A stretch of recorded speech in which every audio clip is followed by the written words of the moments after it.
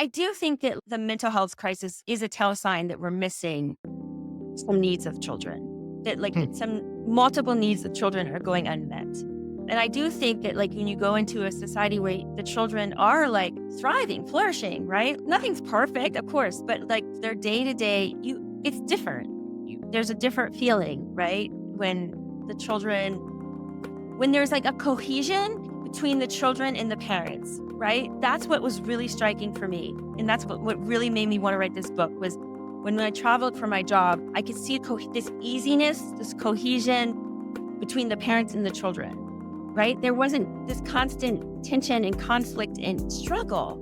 And maybe that's like a telltale sign. It's like the children live and exist and work together with the adults in a way that's missing here. Hello, and welcome to the Examined Life podcast with me, Kenny Primrose. In this podcast, I speak to a range of influential thinkers about the question they think we should be asking ourselves. Today, I am delighted to be joined by Michaeleen Doucleff, the science writer. In today's conversation, we explore her question, what are the universals of childhood? What do we find when we look at what's been true throughout history and across cultures about children? And how does that relate to the way that we parent? As a parent, as an educator, as a human, I found this conversation fascinating and practically useful, and I hope that you might as well. Do please like, comment, and subscribe to the channel. It helps other people find it. I'll be having conversations with some fascinating people about the question they believe we should be asking ourselves. We're going to dive straight into the conversation now with Michaeleen Doucleff. I wonder if we could begin with a question that preoccupies you or has preoccupied you in recent years. Yeah, so like I was saying earlier, when my little girl was 1 year old, that was about 2016. So a while ago, almost 10 years ago, I started trying to figure out kind of what were the universal elements of parenting? What did parents do all around the world? You could find in every single culture and maybe even throughout time. And that question led me to really want to understand and see. I started opening my eyes to this question of like how our culture, Western culture, European culture, influences our parenting and changes our parenting. And it also changes the way we view and see the child, like what we assume about the child. And it turns out that we do a lot of things that are really unique and you don't find elsewhere. And those perceptions and assumptions really affect how we relate to children. Fascinating. A theme that comes out, I think, of various conversations in this podcast are the ways that our society has shaped us and not always to the good. So you use the acronym WEIRD in your book. We are weird people if we are listening to this and we're Western and what is it, educated, Educated. industrialized, rich and democratic. Yes. I wonder if we could productively begin with that. What are the assumptions that we take into parenting about childhood and so on? Yes. So we definitely like that acronym comes from looking at just our society as a whole, but then we have research anthropologists and psychologists have focused on the parenting aspect of that. And we are definitely weird parents in the sense that we do maybe 50 things that you don't see really anywhere else besides places that have been westernized, right? And these things have huge impact and they're also like really deeply baked into our parenting. We think they're like things that we have to do. We think they're like truths.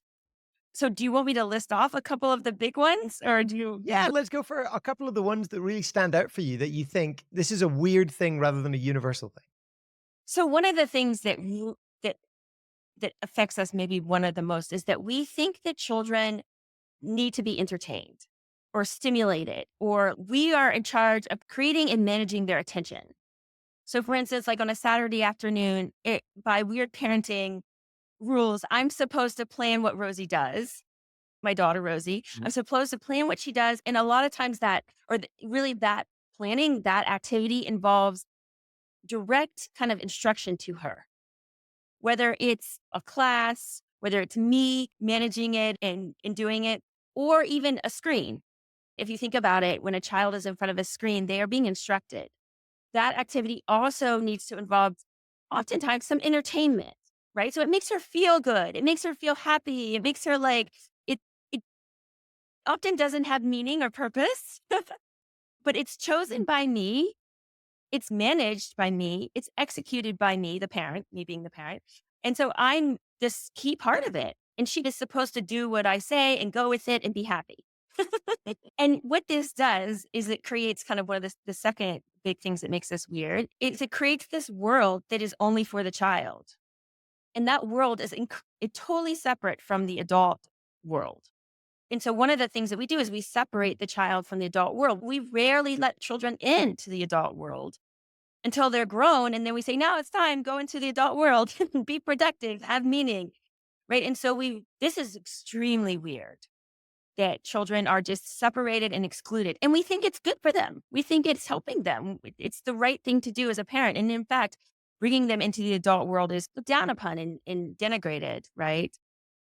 And so, at least the way you're speaking about this, you think there's consequences which are not good. So we assume this is good for the parents to have these two worlds and that you have child centric activity or whatever. But this has negative consequences, you think, for the well being or development of the child. Absolutely. I think it's a huge disservice to the child. I also think and I think there's good evidence for it. It's not just what I believe. I think there's a lot of evidence for it. And I think it's also I think it really can cause a huge amount of conflict between the parent and the child. I think that children, human children, and I think that there's good evidence for this, are made to be somewhat in the adult world, right? Like, they're not made for the adult world at every moment, but they are made to move in and out of the adult world. And then they're made to create their own world themselves. So the child world exists in every culture, but the children create it. It comes from within them. It's not directed and created by the adults. In fact, the adults think they can't create the child world. They don't want to. That's for children.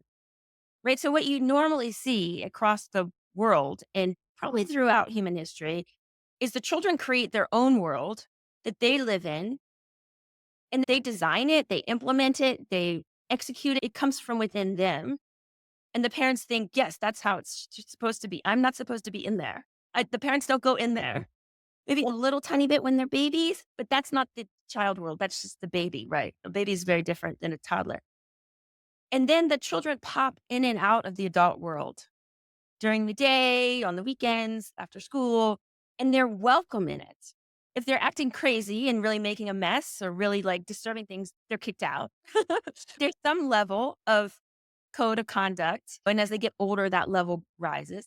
But they're totally welcome. In fact, when they want to come into the adult world, the parent is excited. Oh, great. You want to learn, you want to grow.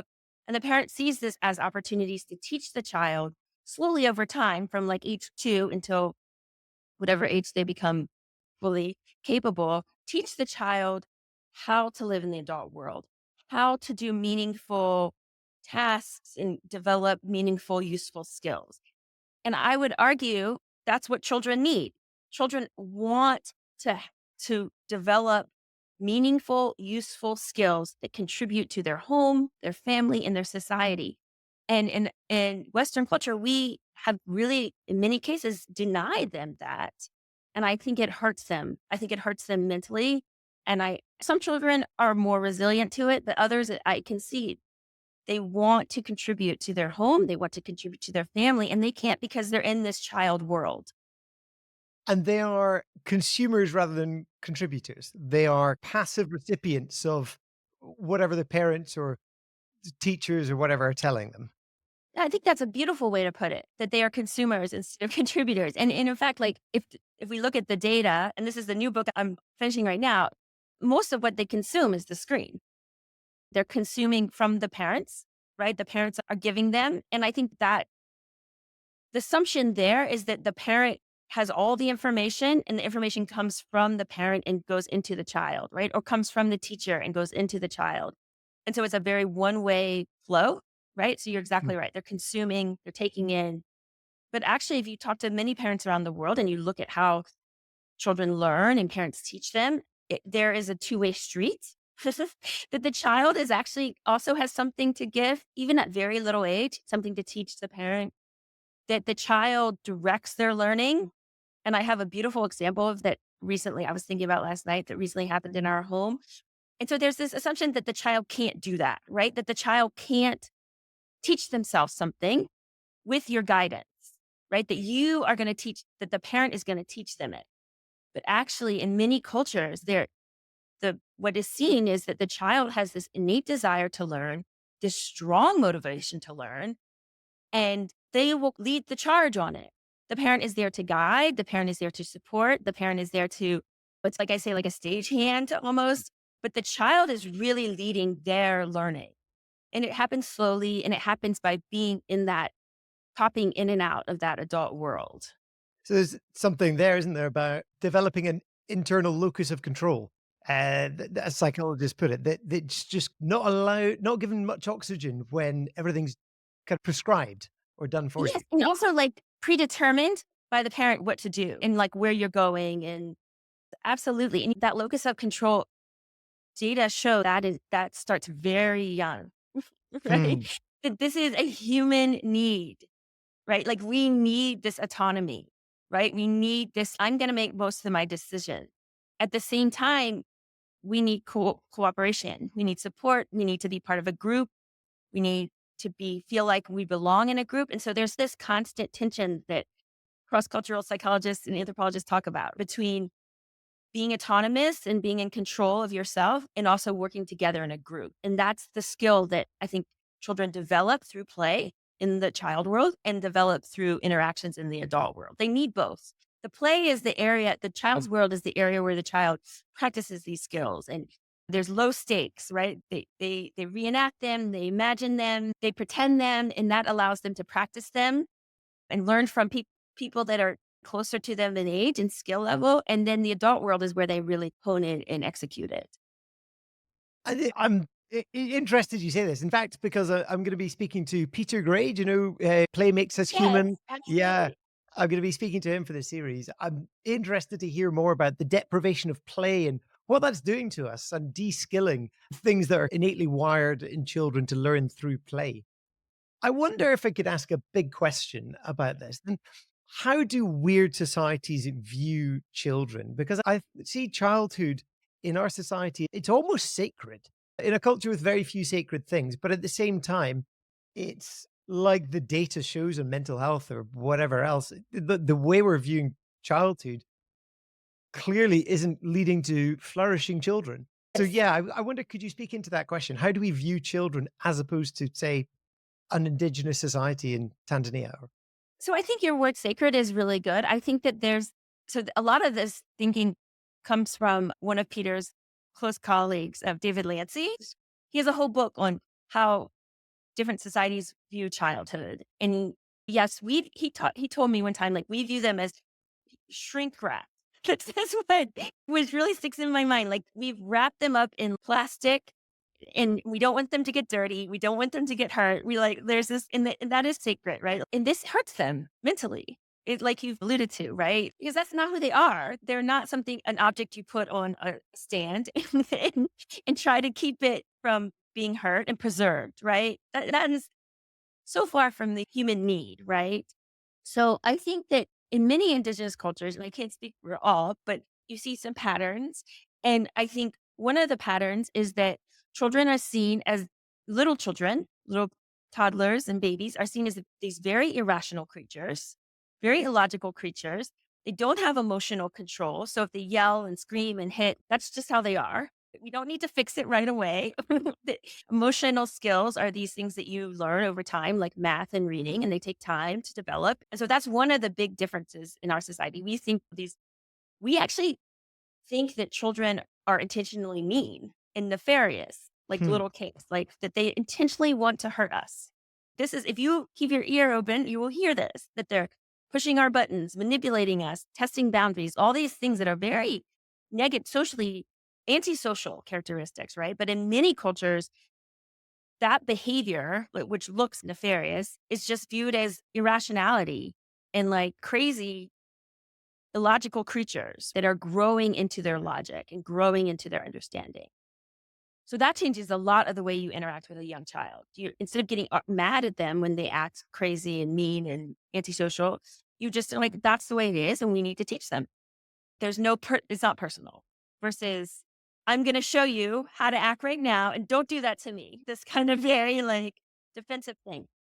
The other thing that they see children as, and this is really important to mental health, that first one is too, for sure, but is they see them as capable, contributing members of the family and the society from a very early age. That every little human being has a purpose in the family, in the group. And that the job of the parent is to help find that purpose and cultivate it. And examples of this abound. When Rosie and I traveled, as we traveled to three different communities and lived with them, you see this everywhere that a little 4-year-old can contribute, a 6-year-old can contribute. Everybody has a purpose. And the job of this society is to help find that purpose and bring it out. Whereas we view children as, like I said earlier, as these things that are to be entertained, right? And they can't, like, what could they do? What do they want to do? They don't even want to help. I hear this all the time. My mother doesn't want to help. No, every human being wants to help. It's about, that was what makes us human in many ways.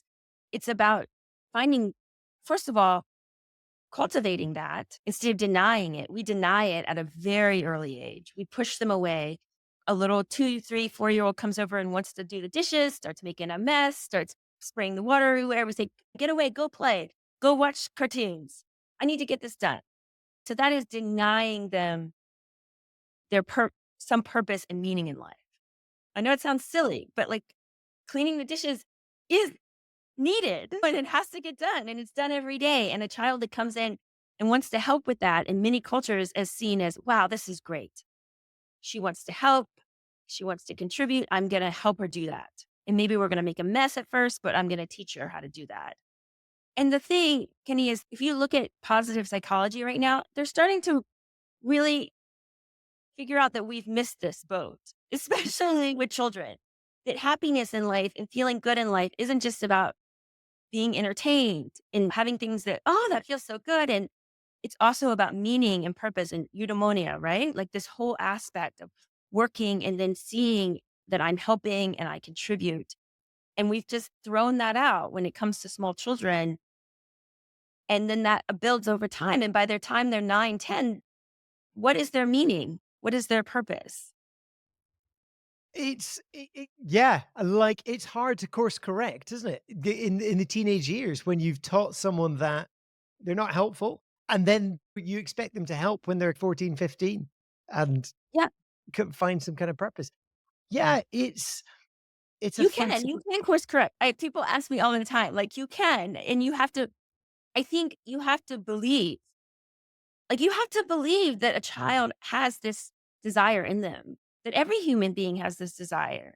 If you don't believe it as a parent, it's gonna be really hard. Some kids are gonna be like, yes, and it won't matter what the parent does, right? They're gonna want to contribute. Rosie is like this. Like, no matter what I thought, she was gonna contribute. And but some kids, they need their parent to see it, to see and believe that they want to help, Do you think right? this is like your question? What are the universals? This is a universal. This is one of them that we are born to help. And it's interesting that I had a conversation with the anthropologist Tim Ingold, and he makes this really good observation that we think of generations as like strata, one stacked on top of the next, and they each got to remake the world and deal with the problems. And if you're old, you're useless. If you're young, you're useless. It's that middle section who can work in an industrialized society that have any value. And so Yes, you've got this totally unsustainable model of generations stacked on top of one another rather than here the metaphor of a piece of rope that's intertwined and they yes, each have, which yeah, I think is a beautiful picture. And yes, it's the industrialized, the weird model that we've grown up with has a relatively bleak view of human nature. So if you think of yes, Lord of the Flies, we are, or even I think common understandings of natural selection would suggest that we are selfish, self-interested. Obviously, it's more complicated than that, but the norm of self-interest, I think psychologists call it, that we are assuming that everybody is only interested in themselves. And yeah, so we treat other people that way. And we treat children that way. And there was I just got interviewed for a piece in New York Magazine where it was about this, that 2-year-olds, 3-year-olds, 4-year-olds can't share because they're just so selfish. And I think if you actually look at I told the reporter, that's just wrong. That is just completely wrong. If you actually look at the data, a 3-year-old is incredibly giving, incredibly helpful, incredibly able to think about other people, but they learn through what the norm of self-interest. They learn that in their home, in their environment, everyone's looking out for themselves. And so they become that. You've got this really helpful bit, which would be good to explain in your book, about the Muller-Lyer illusion and how it was based on 12% of the global Right. population, but it's universalized as this is how we perceive. Could you explain what that shows us about the anthropology we inherit? Yeah. This is actually from that acronym WEIRD, the research paper that coined that term from Harvard researchers. Where so I don't know, there's a very famous illusion where there's 2 lines, right? And one line has the arrowheads on either side pointing out like a regular arrowhead. And then the other line has the arrowheads flipped out so that it looks very strange, right? And if you and I look at that, we think the one with the arrowheads flipped out is longer. I believe that's right. And it's very obvious, right? You're like, oh, the one on the bottom is longer for sure. It looks really longer. I think we say 20% longer or something. So significantly longer. And that's what psychologists thought everybody must see it that way around the world. But then in most studies, they did, because in most studies, the vast majority of studies were done in Europe or Americas. And but then some researchers have gone around the world and given people, largely in indigenous communities, the same test. And in many communities, they actually don't. So I should say it's an illusion, right? The 2 lines are the same. We see them as 20% different, but they are exactly the same length. And when researchers give this test to people, some hunter gatherers in Africa, many parts of the world, a lot of them see them as the same. They're not tricked by that illusion.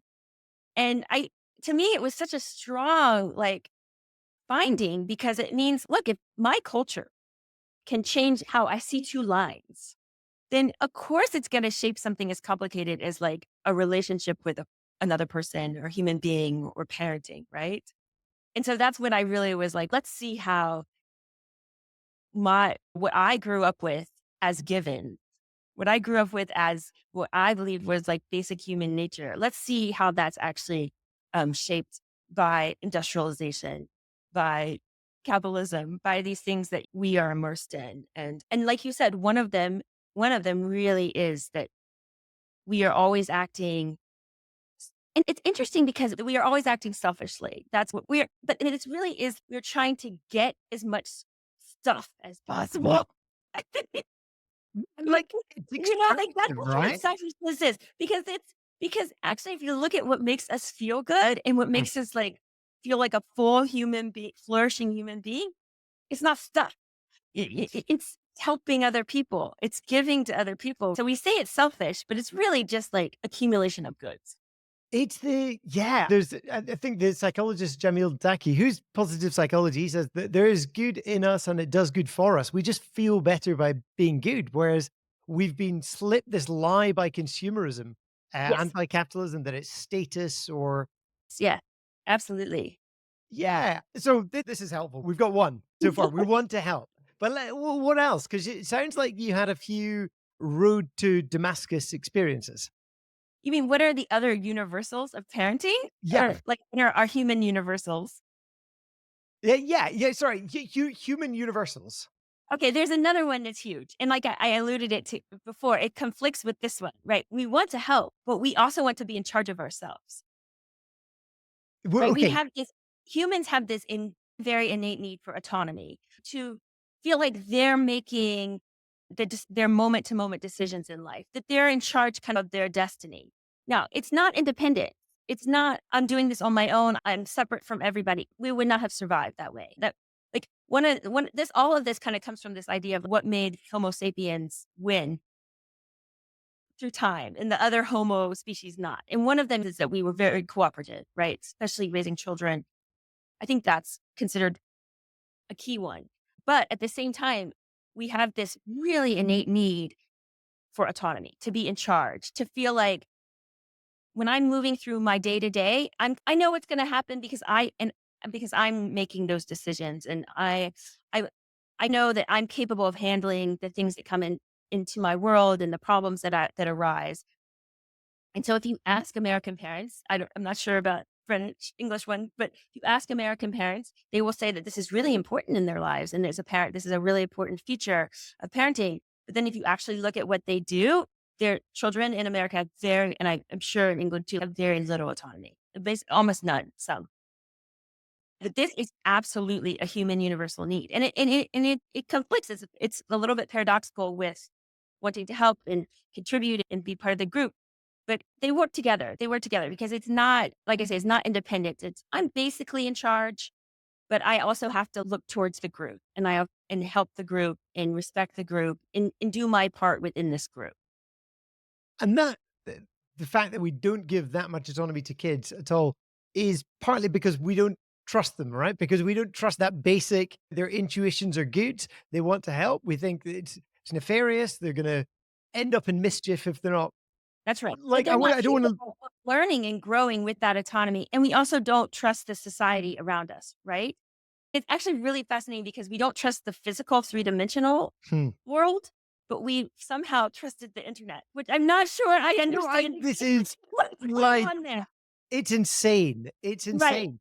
And I'm glad there's a movement now that's waking up to it, but yeah, we don't need to go there at the moment. We both know this is crazy that how much freedom people have online and how little freedom kids have in the physical space.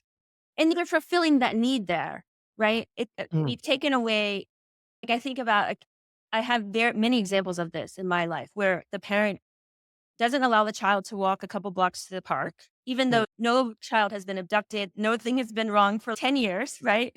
They don't let the child walk a couple blocks to the park, but they let the child. So what's the child doing? The child isn't helping around the house, right? We've gone over that. They're not part of learning a skill inside the house that's useful or was useful in the past. So what are they doing, right? Like, where do they spend their time? And they have needs. As human beings, we have needs to help. We have needs to create. We have needs to grow.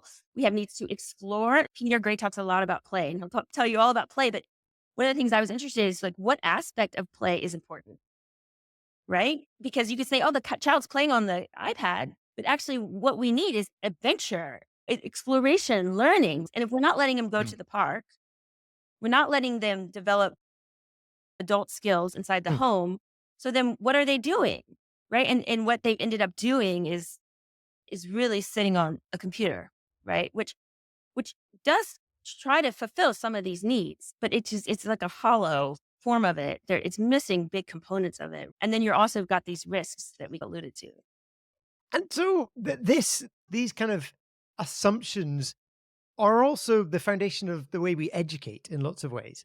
And that's I don't want to depart too far from the parenting thing, but it's part of the same piece, isn't it? Because if Yes. the kids are coming in, if they've learned to be selfish and mean or whatever, then they require that same kind of I wonder if you could speak into that and Yes, it is. It overlaps, right? Because a big job of parents is to teach children things, right?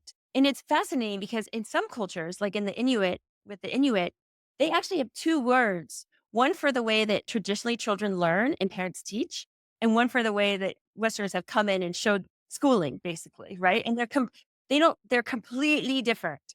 They're not the same thing at all. And because they didn't have teaching like Western teaching for 5,000 years, and then it comes in. So they very clearly make this distinction. One is more of what I described earlier, and the other one is, I think I described them both. So the Western teaching is this idea that the child sits there and you tell them what to learn through words, through these abstract ideas, right? Very little practical. And yes, that is school, but it is parenting too, right? Okay, how am I going to teach Rosie fractions? Okay, I'm going to write them down and I'm going to show her on the board. And then I'm going to ask her questions and she's going to tell me the right answer. Highly verbal, highly abstract. But traditionally, in the way arguably children have learned for probably 100,000 years or more, experience. The anthropologist, psychologist, Barbara Rogoff and her colleague, Lucia Alcala, they call it LOPI, LOPI, learning through observation and pitching in. So you're there, you're not pushed aside. when the parent is doing something useful, cooking, cleaning, weaving, building a house, the child is welcome to watch, encouraged to watch. And then the parent gives them tiny little things to do, but meaningful, real things to do. And I have to say, I was like, this is how I taught my husband to cook. Through Lopi, through learning through observation and pitching in. Yeah. It's a really beautiful way to learn because it's not stressful. Hmm. It's very slow. It's basically like the 5 minutes each day, right? Those build up, right? And it focuses on what the child already wants to do, right? And all through the process, the child feels like the child is fulfilling this need we talked about of helping, right? And contributing and learning skills. So for instance, if you wanted to teach a child to cook, you say, hey, come over and tell me about whatever their favorite thing is in all the world. Tell me about Sonic the Hedgehog 3 or whatever some kid wants to talk about. Yeah, come tell me about it. I'm going to cook dinner and come tell me about it. And so you're sitting there chopping up, doing your stuff, cooking dinner, and you're talking to the kid, and the kid's there. And the kid is learning by just being there. I am telling you, I've seen it many times. Every parent around the world will tell you this. And then you say, hey, can you grab those onions from the refrigerator? Or can you come over here and stir this pot for me real quick? I got to do this thing, right? And you give them like one or two tiny things that they can accomplish and that are real, that you need, they're not fake, right? It's not, oh, go stir this pot over here that we're never going to use. Or they chop the vegetables and you don't use them. No, this is like real things. And I'm telling you, over the course of a couple months, an older child will learn to cook. I guarantee it. And over the course of a couple years, a younger child will, right? And the younger child will do a couple things and then walk away. And in our like way of educating, we'd be like, no, stay here and you're learning. No, you can't walk away. This is learning. But in many cultures, it's no, that was enough. The child feels and they've had enough. They're Mm. guiding the learning. And so they're telling you, I've had enough. I've learned enough. And tomorrow I'll come back because I enjoyed it and it was fun and nobody yelled at me. Nobody forced me to do anything I didn't want to do. And over the course of a couple of years, they will learn incredible skills in the kitchen. I hope you're enjoying this conversation with Michaeleen Doucleff. If you are, then do please like and subscribe to the channel. It helps other people find us. And you'll also be subscribed to many other fascinating conversations that have been and will be to come. So you've got this, you've got the autonomy there, you've got the desire to help. And Yes. I see the way that sometimes we parent, and you spoke about this in the early years of being a mother with Rosie, but also in schools, it's the meeting of two oceans and it's just tumultuous and wild, and one must overcome the other in terms of this Right. battle of wills. Yeah, Mum, from your writing, from your learning in these indigenous cultures, that kind of confrontation and combative and authority top-down approach, that's nearly absent in those places. Oh, absolutely. In fact, it's in many places, it's thought of as like immature, I would say. It's thought of as not understanding human nature, right? If you yell in some cultures, you're basically like a child, right? If you're telling somebody else what to do with a stern tone, it's thought of as like a child. That's like a bossy child. Well, yes, absolutely. There is in some cultures there is some hierarchy in the sense that like elders are respected, revered. There's some sort of respect hierarchy, I would say, and we listen and we learn. But it's not this. I'm going to tell you what to do by any. Autonomy is really respected. It's really seen as a human need. It's how you treat other people. You respect their autonomy, and that conflict isn't productive. And so it's Right? not It's the earned last autonomy. resort. It's the autonomy is not earned. It's like it's part of you as a That's child, right. which I Yes, think is a important. distinction because people in work cultures earn autonomy, but until then they can be micromanaged because you can't trust them. I think it's very similar. I think we just take how we treat children and we put it into the workplace. And I think you made that very astute observation early on in the conversation that this is all, I think some of it, or it's probably cyclical, but it comes from this being useful in an industrial society. Yeah. So The way we value, I suppose, the way it is it's invariably comes from productivity, progress, That's right. that kind of thing. In that context, Yeah. versus like productivity, say in making people feel good, productivity in the home, right? Think about what like Rosie's 9 now, and she's incredibly productive in the home. She helps clean. She made dinner last night. She's been making dinner now like crazy. I can't even imagine. And I see that as valuable for us, not just because she could go and get a job with it, but as this is value to her because she feels pride and accomplishment and eudaimonia when she sees us eating her food and enjoying it. That's really interesting because I think part of the damage we've done to ourselves in weird society is instrumentalizing everything for some future gain. Yes. Yes, absolutely. That's a very good way to put it. But this is in contrast to those societies where, yeah, as you say, flourishing or eudaimonia is present moment. Yeah, Yeah, interesting. there's some really interesting research looking at Latin American societies versus Western societies in the sense of if you look at, I don't know if you looked at this at all, but if you look at those happy surveys and happiness scores and you Mhm. know how like the Scandinavian countries are always at the top and Yeah, yeah, yeah. well, the happiest place in the world. But if you actually like scale that for GDP or like income, then the Latin American countries are really high. So there's like something about Latin American communities that like creates really happy people for their economic situation, right? Because there's a lot of issues in some places.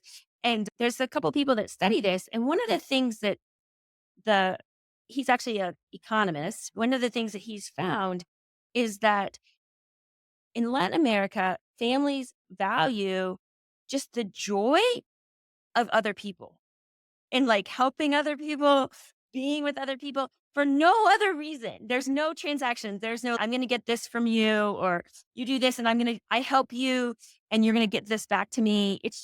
They actually just really want to be and spend time and give to other people and help other people because it brings them joy. This Hard to understand. It took me a long time to really understand it, but it's like helping other people for just the sake of your own joy.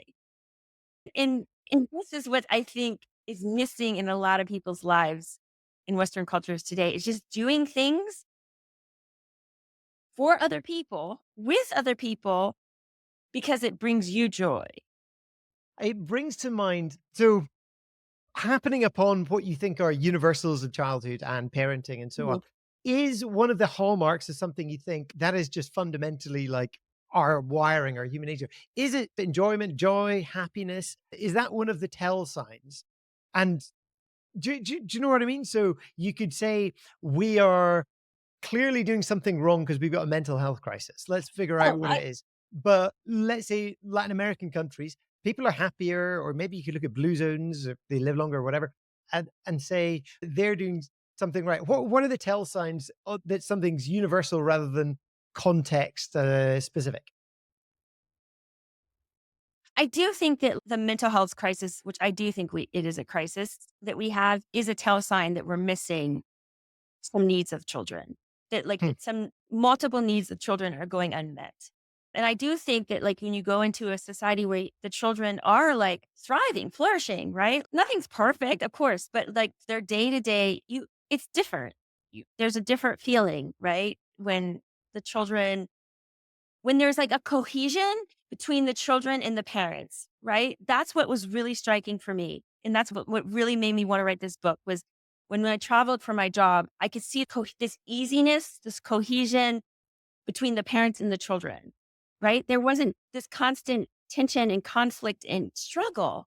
And maybe that's like a telltale sign. It's like the children live and exist and work together with the adults in a way that's missing here, So there's a right? kind of like flow is maybe a word I think you Yeah. use, and like intuition as well. That this Yeah. like resonates. This feels different from when your cortisol's up and you're engaged in some kind of childish kind of argument with your kid. You're like, this doesn't feel flowy or like And intuitively. it's like constant. It's and to the point where I didn't want to be with her. And I read that at the beginning of the book, and readers write me and say, "This is how I felt. This is parents don't want to be with their children." Think about the pandemic. Like it was like this, it was like this crisis in our society because the parents had to be with their children. I should not laugh. I shouldn't. It's not Yeah, no, but it's right. true It's though. not. But This, it's like like, something. If you go, so in the Maya community that we were in the book, the researchers actually went there and interviewed them about the pandemic, and the parents were happy to be with their children. The parents were happy to have the children out of school and they could be together. And there was not this, oh my God, what do I do with the child? How do I interact? We're gonna argue. Right. But if you during the pandemic in America and in Europe, right, like parents were like, what do we do with this child? I don't want to be with them all day. I don't know how to be with them all day. And there was this enormous amount of conflict that was between the parents and children, and it was documented. To me, that's a telltale sign something's wrong.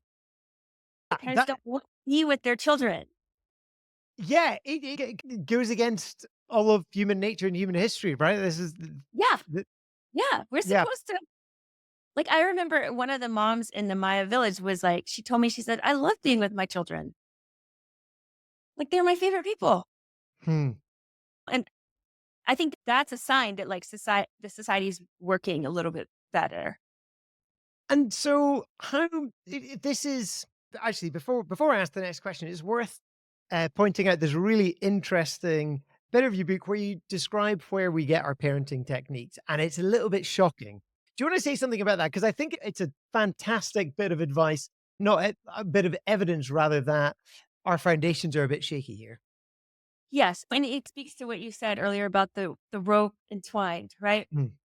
The generations are entwined. They're not these stacked up, right? For thousand, 100,000 years, and in most societies, parents learn to parent from their parents, right? Or from an older person or from their siblings that are older, right? They learn through the knowledge the generations pass along, right? And when a young woman has a baby, the mother or the neighbor or the aunt or the close friend will come and multiple people will help her and teach her. And then not to mention she's learned by watching her siblings or her cousins grow up, right?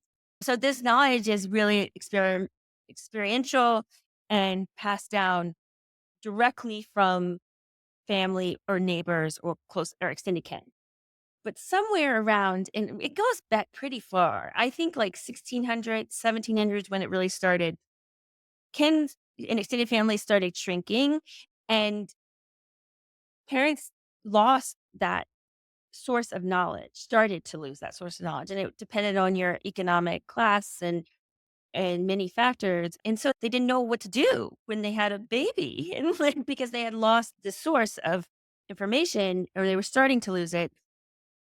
And at the same time, doctors and nurses were writing manuals for orphanages or for hospitals that were taking care of 50 babies. So at the same time, there was this kind of growing need for children that didn't have parents.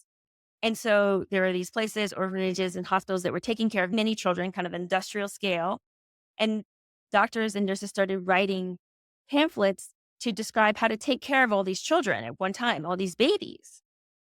And what ended up happening was those turned into our parenting books. And you can actually, like, the parents that were taking care of their own baby were like, oh, I need this information because I don't know what to do.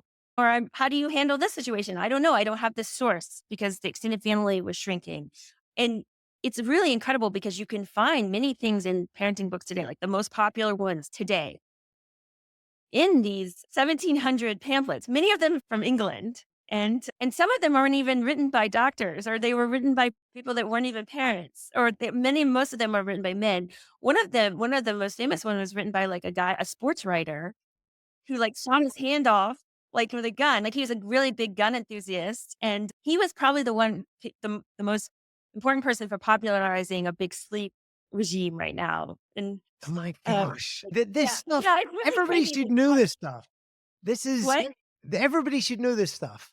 This It's should be a really broadcast great from the book. rooftops that your advice comes from foundling hospitals, not parents and No, and men. not science. It's always I think that there's this idea that it comes from science, right? From experiments but it very little comes from science, very little. It's really hard to do an experiment on babies and parents and get Hmm. really any sort of in behavior, right? And Yeah. yes, with nutrition and vaccines and there, but like behavior, sleep, tantrums, like there's no science cannot answer this question. I think one psychologist told me it is much easier for us to like land on Mars.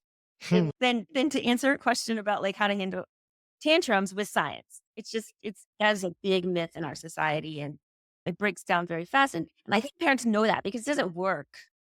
A lot of the stuff doesn't work, right? Yes, there's a book written by an English journalist. I think it's called, I cite it, but it's really fascinating. She reads she goes back in time and reads many of these pamphlets and these very early parenting books and then finds these threads to today. And it's really interesting. I think it's unfortunate. It's unfortunate that we've lost this intergenerational knowledge that's been passed down in many societies for thousands and thousands of years. And so when you visited these societies, am I right in thinking they'd be more collectivist than individualist? Oh, for sure. Absolutely. And that if your eyes are open to it, you see it Hmm. at every moment. And so you've got our weird society, which is atomized, it's individualized, it's technologically advanced, and there's lots we could say about industry and technology and things like that playing into how we parent. How do we turn the clock back? Like, what can you take from those cultures that actually works in an atomized society? People ask me this all the time, and I always tell them, like, just adding a little bit of it Hmm. makes a huge difference, right? There's no way you can raise a child that's gonna be like a Maya kid or an Inuit kid or a Hadzabe kid in America. It's not gonna work, and it's not it's a fantasy, right? But we've just gone so far in the other direction, right? We just have I really wanna advocate for just a little bit more of a balance. Sure, they're gonna be in middle, upper class Western society, the kid is gonna be learn individualism. The kid is gonna learn the valuing of property, which is a big difference in the societies that we're talking about, is this valuing of property, right? We teach children this very early in our society, and they're gonna learn that. You don't need to teach them this. Like, they will learn it. Um, but you do need to push back on it. I think that's what it is. It's like pushing back with a little bit of autonomy, a little bit of helping, an expectation of helping, a seeing that they want to help. I say, like, you kids in violin lessons, they're playing soccer, they've got all this stuff that they're doing. Like, set aside a couple hours a week for the helping activity. Like one morning a week, Saturday or Sunday, make the activity that the whole family is going to help make breakfast, or we're gonna all help do something together, and like just adding back a little bit of that skill and that valuing of that activity and that of helping, I think can make a really big difference in a child's life. A little bit more autonomy, a little bit less instruction, a little bit of room for them to explore how they would learn something. You don't need to swing the pendulum all the way back, but just push it over a little bit. And you're super helpful in terms of practical tips to do that in the book, which I really appreciated, and I've tried to implement in bits and pieces. May I ask what you're doing in terms of educating Rosie? Because what's the school situation there? Yeah, is that a question I'm allowed to ask? Uh, Yes, absolutely. It's a fascinating question. So we lived in San Francisco when I wrote the book, and so we lived in the city. And she was at like a very expensive private preschool, and it was. But we actually moved. We live now in a very rural part of Texas, and we actually live right at the Mexican border. So we live in a community that's very influenced by rural indigenous Mexican culture. So that makes our lives a little bit different than like hmm. an average suburban American. So when we got here, I was like, okay, I'm going to put her in a Montessori school because, as some readers point out, there's a lot of overlap, especially in the beginning of the book with Montessori. It's not the same, but isn't it fascinating, right? That when people look for these universalities, they find the same ones. But I put her in or similar ones. I put her in a Montessori school, and I have to say, Kenny, that it was missing these things. Huh. It was missing so much of what's in Hunt Gather Parent. And so we opened a school. Wow. Now, that brings up like a whole new conversation. I should say it's like a home. I think legally it's like a homeschool group. Okay. It's not an officially, like, Texas doesn't acknowledge it as a school, but it's like a homeschool group where we had, at one point we had 6 kids, 3 different families, and it's in our garage and in our backyard, and where we try to implement these things. And we try Hmm. to teach more through these principles of autonomous learning, and I have to say I love it. That's It's the fascinating. best 2 That's hours of my inspiring. day. Yeah, we did. In lockdown, the first lockdown, we moved in with another family, and Mm. it was like a commune. There was 8 kids, 6 kids. We shared the cooking. Everyone got involved, but it was loads of forest school, loads of autonomous learning. It was. I feel guilty when I speak about it because I know people had a hellish time. We had an amazing time, and then we had to go Yeah. back to these walls and the structures that just. I think it certainly seemed to make my kids less happy than when they were free range. Is there anything in weird parenting that you would take into indigenous parenting? Anything you think this is of value and privileged? Absolutely. I think having worked now 2 years with the school that we have, I really think a combination of learning the 2 styles Mhm. works amazing. Hmm. Oh, I think that in the LOPI, the learning through observation and pitching in is very slow. It's hard to teach math that way. It's hard to teach reading that way. I think you need both. And I think combining the 2 and really looking to the child. Okay, with this, we're gonna take a little bit softer approach because it doesn't come as easy. And really being skilled at both ways of learning, I think is incredible. I think it's like blockbuster learning. So I don't like I'm not saying we should throw the whole thing out. I just think that there's value in the old traditional way too. So we teach the combination method. And it's probably less Montessori than Maria Montessori would say. Like there's some memorization and there's some me pushing her a little bit and like pushing kids and stuff. But it is looking also to the one valuing and knowing that the child can do things on their own. You don't need to micromanage everything, and that children will really learn and tell you, "Whoa, I've had enough. I can't take any more in." But I also think Western culture is really good at teaching kids to use their imagination, being innovative, coming up with crazy designs and ideas. This is rare in many cultures. This very imaginative play and kind of crazy, but this is what creates the things that we have in the innovation. And so I think that's wonderful. I think parents, and I tell parents this a lot. And actually I should say that there's a woman that's in the book in Alaska that's doing this with medicine and healthcare, where she's an Inuit woman and she's combining like Western healthcare with the indigenous. And she says it's better than either of them. So maybe there's this. This it makes sense. Like the Western culture got some things right. They've done some tremendous things, but also traditional and indigenous societies have huge amount of value to teach as well. Yeah, one of the researchers at UC Irvine, she's not in the book, Belinda Campos, she told me one time, she said she studies Chicano psychology, and she said, "I think it's also about understanding there's multiple right ways, Yeah, yeah, that yeah. like." That's liberating. I think it feels, and it's interesting. You get these books totally contradictory, but they'll say they're the only method that you should use to Yeah, get your kid ready for school or whatever. I wonder if there's time for a third one. I like threes. We've got yes. the kids want to help. We've got autonomy. Is there one other thing that bubbles up for you as like a universal?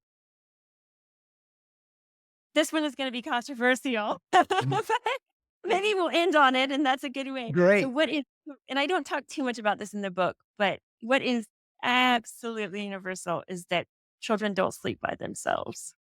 Ah, the sleep thing. Yeah. Yeah. Yeah, Like, yeah, yeah. really people don't sleep by themselves, but definitely children, definitely not in their own room alone. This is Mm.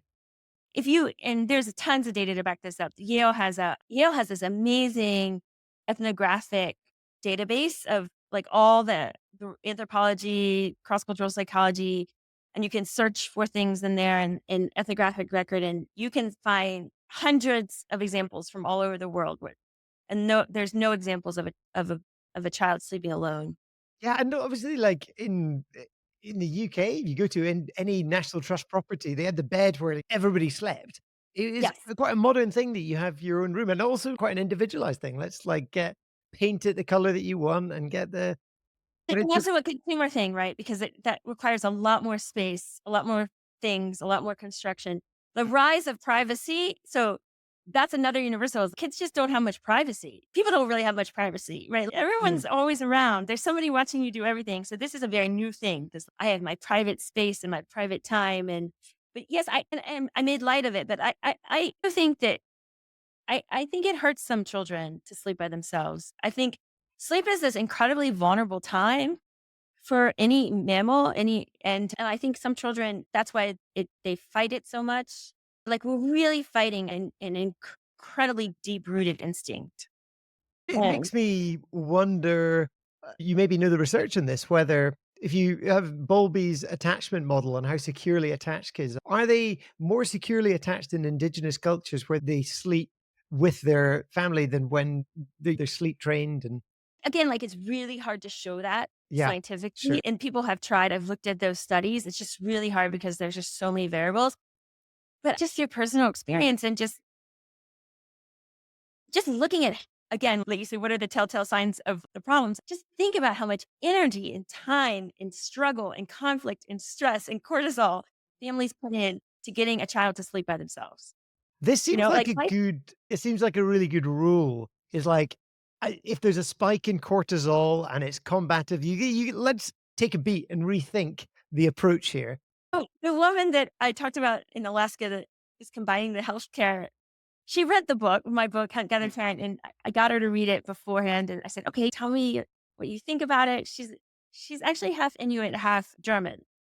But she grew up and lives in a tiny Inuit village. And she said to me, she said, "The book is great." She had some issues and we fixed it. And she's, "But you don't need this." She's like, "All you have to do is look to see, is this going to cause conflict with my child? Or is this going to help our relationship? And if it's going to help our relationship, then do it. If it's going to cause conflict, then take a beat and figure out a different way of doing it." Like, it sounds so simple, but I've tried that to implement that more in my life too. Okay, That if is it's a going to I conflict. love that as a piece of advice. It makes me, I think, with a bit of regret. Though I wonder what you'd say. I have 2 daughters. One of them I was taking to drama club. She really didn't want to go. She was super shy and things like that. And I just thought, this is good for you. You've got to learn resilience. You're going to come out happier. And it was like tears and it was all that stuff. It was horrible. And I think it did remove a bit of a fear. There was a bit of resilience developed there. What do you say to that way of thinking, that this character building, this you're Yeah, going to suffer, but ultimately there's going to be some second degree fun, perhaps, but also it'll build you. Do you, it's a very great example. I love it. And I think I would say this. I said, I think you could do the same without that struggle. Like or as much struggle. So I think you could probably get her to go to drama, but without kind of that much heavy-handedness on it. yeah. And it could have been a little bit of slower process, right? It could have been a little bit like, okay, this seems, if it's really causing that much trouble, let's wait on it. Hmm. Let's try it next year, or let's try it the next day. So like I say, it's not just throwing it all out. It's just going a little slower because you do run the risk of making her hate it. You also run the risk of teaching her to not listen to herself. Yeah. Yeah. You And know, because to kind of just don't detach. Yeah. push aside all this fear and problems you're feeling right now, and which we need to do. I'm Hmm. not saying we don't need to do, but I think it can come a little slower, a little softer, and the child can be more of deciding when it happens. So in the book I'm writing right now, I list off 7 fundamental needs of children. And I always thought play was one of them. And you could talk to Peter about this. I actually think it's like it's risk, right? It's adventure. It's this idea of this is scary but fun, Hmm. right? Yeah. It's a little bit of a titrated risk. And the child gets to decide that titration, right? That amount of risk instead of the parent. And the parent can push a little bit and like guide, but at the end of the day, it's about the child learning, I feel a little afraid and then I overcame it. Wow, look at that. Right. But if the parent is like pushing the child off the cliff a little bit, I don't think it teaches them that. Yeah. I'm 100% with you in that. I, it's, yeah, it's interesting. What's coming to mind is a line from the writer who wrote about improvisational comedy called Keith Johnson. And he said, we think of children as adults in training, but actually adults are atrophied children. And you think there's something in that I really love. And it's how keyed into intuitions and feeling and nature as well children are. And you've got a lovely few pages on awe and how close that is to a child's experience all the time. And this is something we lose, and then we force our kids to lose it. We atrophy them. Yeah. Yeah. Yeah, I think it's a fine line. I think, should I push her? Does she really wanna do it? I ask Rosie, I say, "Is this really scary or is this, like, scary and exciting?" And when it's scary and exciting, I know she wants a little push. She That's wants a a great little question. encouragement. Well, if it's I'm really gonna scary, I don't wanna do it, then I'm like, "Okay, let's try it next year." It's a I love rush. that. I'm gonna take that and use it with my girls. I want to be respectful of your time, Michaeleen. There's so much in what we've discussed I'd love to do, but also in your book. We haven't got onto your team acronym, and let me just recommend this to all the listeners that this is a really wise book, I think, that I wish I discovered many years before I had. It Oh, wasn't you're written kind. until a few years ago. Do you want to say anything about the book that you're currently finishing or point people towards where they can find out more about your work? Yes. So I am writing a book called Dopamine Kids, which is about screens and food, processed food, ultra processed food. And it's the opposite. It's okay, what are the things in our lives that we can't use ancient wisdom for? Hmm. And these are the things. And it's about like how they affect our brain and our children's brains and then what we can do about it. And I think it's coming out. I'm just finishing it, and I think it's coming out next winter. So it's a little bit, it's got a ways. Sadly or not sadly, I don't really, well, I'm not on social media, but you can email me and I try to respond to everybody. So it might take a while, but and I'm gonna start a newsletter in a couple months. So I'll have that on my website and hopefully I can answer questions there and that'll be easier way of connecting. Thank you for responding to my email. I really Of appreciate it. course. And it sounds like you've got your hands very full with the school in Texas. I'm fascinated that you've done that and a bit inspired too. Yeah, it's interesting because I spend 2 hours at the school every day, 2.5, and it's almost the same amount of time as I spent just dropping Rosie off and picking her back up from school. So it's Mm. really not, yes, it is more work in some ways, but in some ways it's the same amount, but very enjoyable work. So again, it's that thing of like pure joy from helping other people. Not the, Wow. I hope you write about this school one day. I'd love to read about it. And this combination of the indigenous cultures and the Western ones. So yeah. uh thank you so much. Thank you so much for having me. It was really a pleasure. It's such a wonderful podcast. So thank you.